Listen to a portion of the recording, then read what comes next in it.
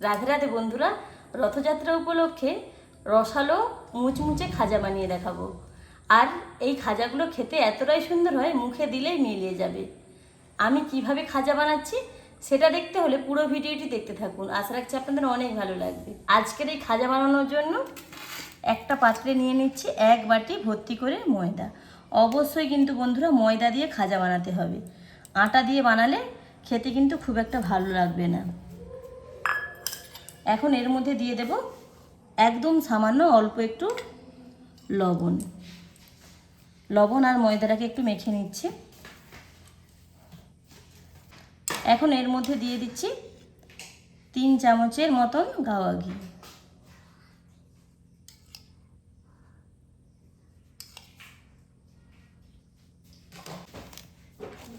আমি এখানে গাওয়া ঘি দিয়েছি, আপনারা চাইলে কিন্তু সাদা তেল দিতে পারেন।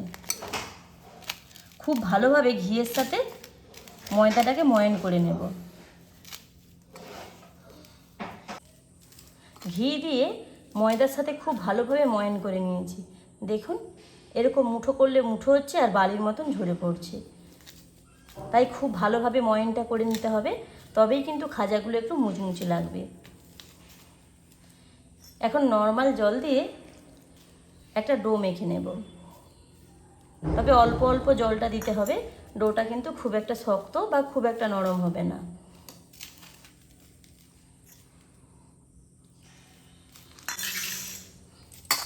ময়দাটাকে খুব ভালোভাবে মেখে নিয়েছি। দেখুন, খুব একটা নরম নয়, আবার খুব একটা শক্তও নয়। এখন 10 মিনিটের জন্য ডোটাকে রেস্টে রেখে দেবো একটা ঢাকনা চাপা দিয়ে। খাজা বানানোর জন্য এবার চিনি সিরা বানিয়ে নিতে হবে, তাই গ্যাসটা জ্বেলে নিচ্ছে। গ্যাসটা জ্বেলে একটা কড়া বসিয়ে দিয়ে দিচ্ছি। বাটি মেপে দিয়ে দিচ্ছি 1 বাটির মতন চিনি।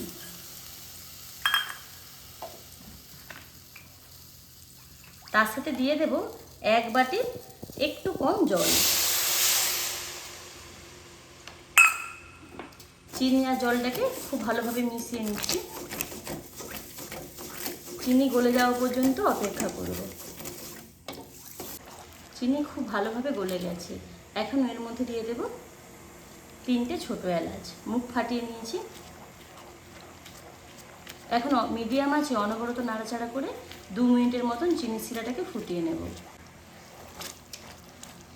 চিনি শিরাটা 2 মিনিটের মতন ফুটিয়ে নিয়েছি। এখন দেখুন, চিনি শিরাটা এরকম করলে এক তার আসছে।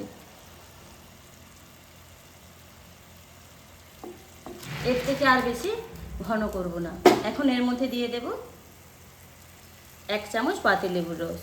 পাতিলেবুর রসটা দিয়ে গ্যাস অফ করে দেবো আর খুব ভালোভাবে পাতিলেবুর রসটা মিশিয়ে কড়াইটা নামিয়ে ঢাকনা চাপা দিয়ে রেখে দেব। এদিকে দেখুন, ময়দাটা ততক্ষণে 10 মিনিট হয়ে গেছে। আর একবার হাত দিয়ে খুব ভালোভাবে মেখে নেব। আর চিনি শিরার মধ্যে কিন্তু বন্ধুরা অবশ্যই একটু পাতিলেবুর রস দেবেন, তাহলে চিনি শিরাটা গাঢ় হয়ে যাবে না। হাত দিয়ে একটু মেখে নিয়েছি। এখন এর থেকে লেচি কেটে নেব।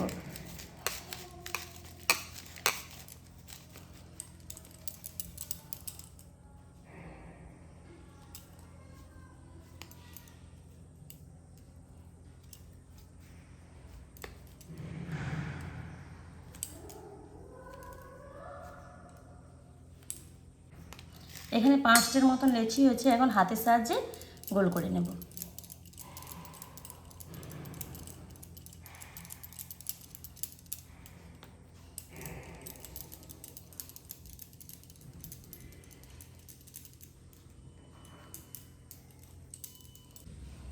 সবকটা লেচি রেডি করে নেওয়ার পর এবার লেচিগুলোকে বেলে নেব। এখানে একটা বেলুন পিড়ি নিয়েছি, অল্প একটু গুঁড়ো ময়দা দিয়ে দিলাম। একটা লেচি নিয়ে যেমন আমরা বাড়িতে রুটি বানাই সেই রকম বেলে নেব।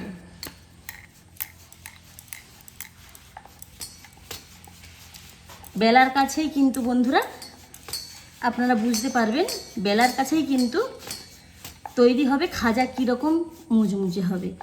তাই চারিদিকটা সমান করে বেলতে হবে।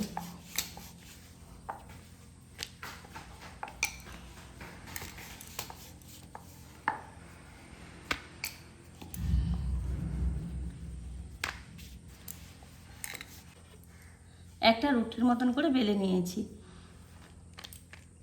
দেখুন চারিদিকটা কিন্তু সমান করে বেলেছি। এখন এটা একটা জায়গায় রেখে দেব। আর একইভাবে এই যে 5টা লেচি রয়েছে এগুলোও বেলে নেব। প্রত্যেকবারে কিন্তু অল্প একটু গুঁড়ো ময়দা দিয়ে বেলে নিতে হবে। একইভাবে সব কটা রুটি বেলে নিয়েছি।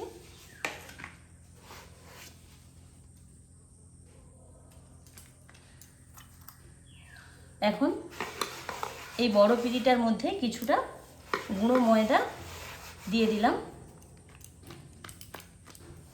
একটা রুটি দিয়ে দিলাম। এবার পুরো রুটির মধ্যে একটা ব্রাশ দিয়ে ঘি ব্রাশ করে দেব। খুব ভালোভাবে পুরো রুটির মধ্যে যেন ভালোভাবে ব্রাশ হয়ে যায়।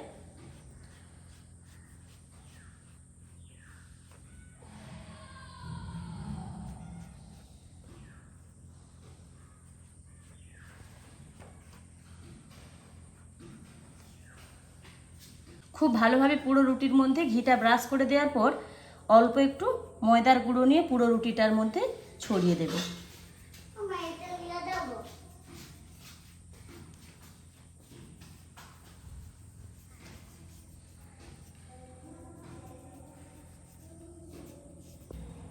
ময়দার গুঁড়োটা কিন্তু যেন সব পাশে পড়ে এমনভাবে ছড়িয়ে দিতে হবে।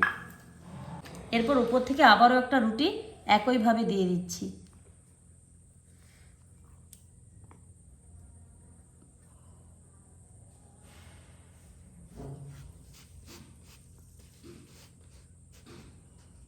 খুব ভালোভাবে রুটিটা দেওয়ার পর আবারও আগের বারের মতন পুরো রুটিটার মধ্যে ঘি ব্রাশ করে দেব। ঘি দিলে কিন্তু বন্ধুরা খাজাগুলো খেতে ভালো লাগে। আপনারা চাইলে কিন্তু এখানে সাদা তেলও দিতে পারেন।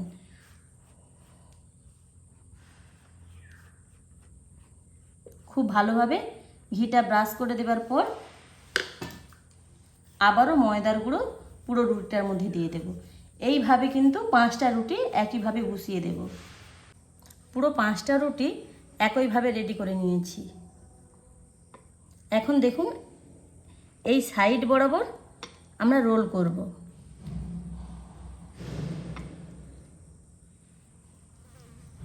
তবে রোলটা যে করব ভেতরে যেন একটুও ফাঁপা না থাকে, একদম ছোট ছোট করে রোলটা করতে হবে।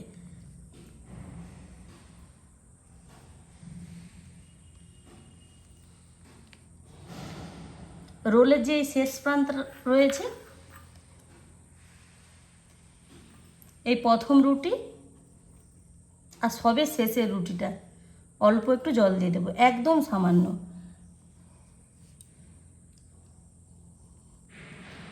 যাতে খুলে না যায়।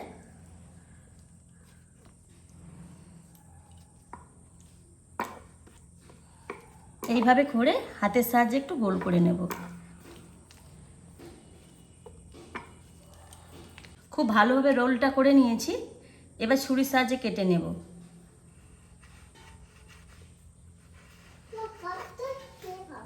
এই দুদিক প্রথমে কেটে দেব, তবে এই কাটা অংশগুলো ফেলে দেব না, ছোট ছোট করে বেলে নেব।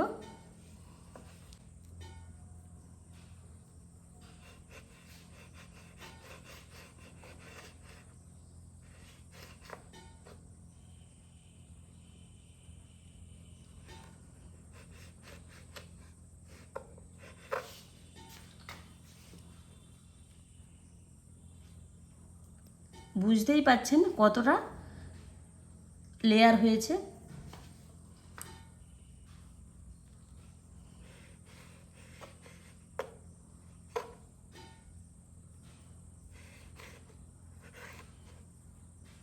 সবকটা কিন্তু একইভাবে কেটে নিয়েছি খাজা শেপ করে। এবার একটা লেচি নিয়ে এই বরাবর, এই লম্বা বরাবর হাত দিয়ে একটু সমান্তরাল করে দিচ্ছি। হাত দিয়ে সমান করে হালকা হাতে বেলে নিতে হবে। একদমই হালকা হাতে বেলে নিয়েছি। একটা খাজার কিন্তু শেপ পুরোপুরিভাবে দেওয়া হয়ে গেছে। এখন আমি একটা থালার মধ্যে রেখে দিচ্ছি আর একইভাবে প্রত্যেকটা শেপ রেডি করে নেব। প্রথমে একটু হাতের সাহায্যে সমান করে নিয়ে হালকা হাতে বেলে নিতে হবে।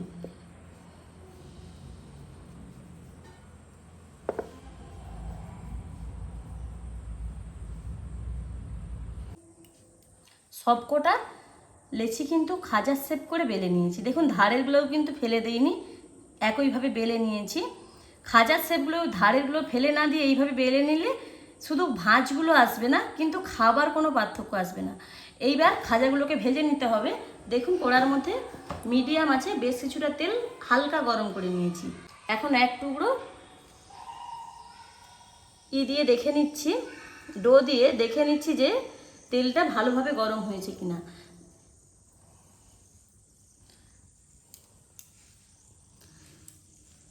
কিছুটা বুদবুদ উঠেছিল, তারপরে কিন্তু এই ডোটা ওপর দিকে ভেসে এসেছে।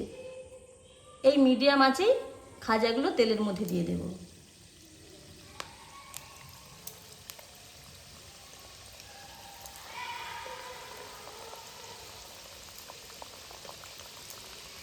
বেশ কয়েকটা খাজা তেলের মধ্যে দিয়ে নিয়েছি। এখন কিন্তু কোনো রকমভাবে নাড়াচাড়া করা যাবে না। যখন ওপর দিকে ভেসে আসবে তখন একটু তেলটা ছিটিয়ে দেব। গ্যাসের আঁচটা কিন্তু এখন একদমই মিডিয়াম রয়েছে। দেখুন আস্তে আস্তে কিন্তু খাজাগুলো ওপর দিকে উঠে আসছে।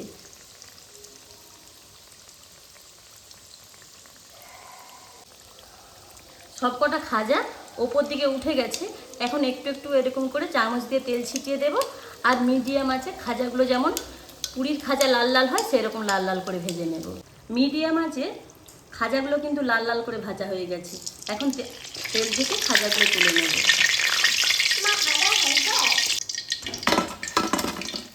তবে এই গরম খাজা সঙ্গে সঙ্গে কিন্তু চিনি শিরার মধ্যে দেওয়া যাবে না, হালকা একটু ঠান্ডা হবে তারপরে দেব। একইভাবে বাকি খাজাগুলো ভেজে নেব।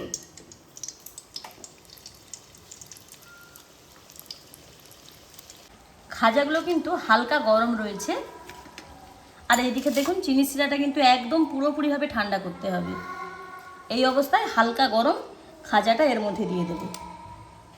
আর খুব ভালোভাবে চিনি শিরা খাজার মধ্যে দিয়ে দেব, যাতে প্রত্যেকটা ভাঁজে খুব ভালোভাবে চিনি শিরা ঢুকে যায়।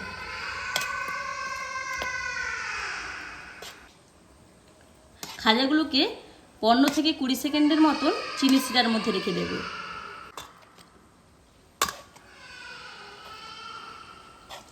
এইভাবে প্রত্যেকটা খাজা চিনি শিরার মধ্যে 15 সেকেন্ড মতন রেখে দিয়ে তুলে নেব।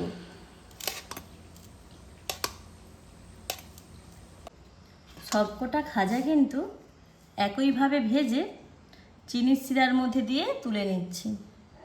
এখন আমি আপনাদেরকে খাজাগুলো ভেঙে দেখাবো। আওয়াজ শুনেই বুঝতে পারছেন কতটা খাস্তা হয়েছে, আর ভেতর থেকে দেখুন কতটা রসালো হয়েছে। সামনেই রথযাত্রা, আপনারা কিন্তু প্রভু জগন্নাথের জন্য একদম হাতে থাকা কম সময়ের মধ্যে এই রকম খাজা বানিয়ে নিতে পারেন। তাতে করে প্রভু জগন্নাথও খুবই খুশি হবে, আর যারা প্রসাদ পাবে তারাও খেতে খুবই খুশি হবে। আজকের এই রসালো খাস্তা খাজা রেসিপি আপনাদের কেমন লেগেছে কমেন্টে জানাবেন। আর যদি ভালো লাগে লাইক শেয়ার সাবস্ক্রাইব করে আমাদের পাশে থাকবেন। ভিডিওটি এখানেই শেষ করলাম, ফিরছি এক নতুন রেসিপি নিয়ে। রাধে রাধে।